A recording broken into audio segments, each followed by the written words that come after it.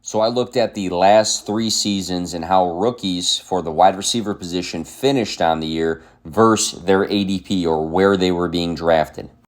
So the far column is the year. I have their NFL draft picks, so I'm only looking at guys that were drafted in the first 2 rounds. Their wide receiver ADP for their rookie year, their PPR finish for a full season, and then the difference between their PPR finish and their ADP before the season started. You can pause at any time and look at, who did what for their rookie season, but I came across some findings. So for players that had a plus or were in the green, their PPR finish was higher than their wide receiver ADP. 2021, first rounders, 80% of the time it happened. Second rounders, 20%.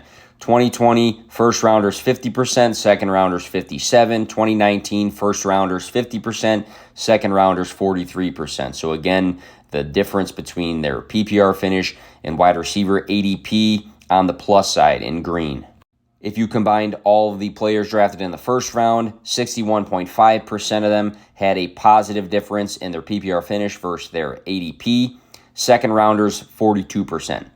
Now, if a player had an ADP of top 50, 71% of the time across the last 3 seasons, they had a plus difference in their finish versus their ADP.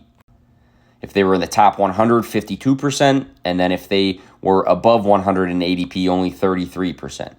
So for redraft, I would say target first-round rookies that have an ADP within top 50 for the wide receiver position.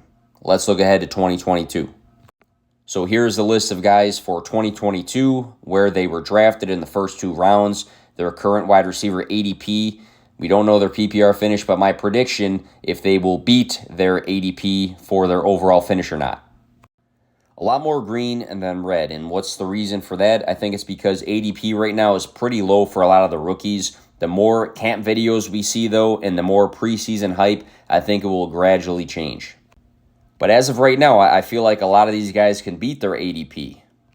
I am specifically targeting Drake London, Chris Olave, and Jahan Dotson for redraft this year to beat their ADP. Variables for this, is always health.